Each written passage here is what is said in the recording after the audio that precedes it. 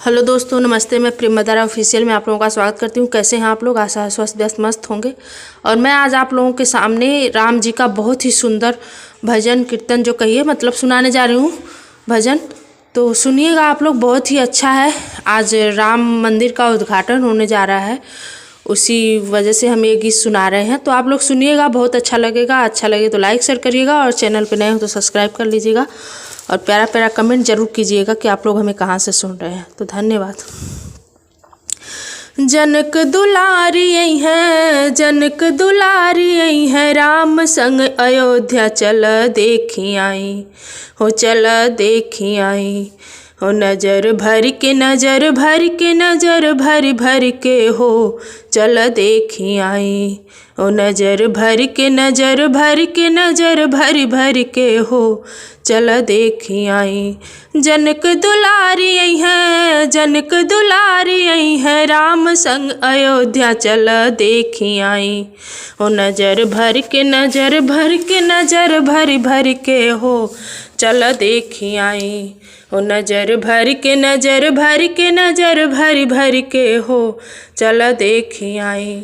दिन रात रहल जे कंचन महल में, कैसे के दिनवा बितवल ऊ जंगल में, कैसे के दिनवा बितवल ऊ जंगल में। दिन रात रहल जे कंचन महल में, कैसे के दिनवा बितवल ऊ जंगल में। रही रही के पीर उठे हो, रही रही के पीर उठे सबही के मनवा, चल देखी आई हो, चल देखी आई हो। नजर भर के नजर भर के नजर भर भर के हो, चल देखी आई हो। नजर भर के नजर भर के नजर भर भर के हो, चल देखी आई।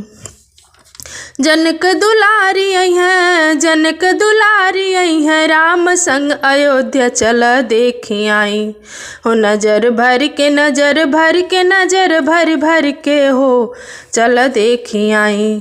राम लला के जे महल बनवल, सुख समृद्धि पूरा देश भर के दिहल।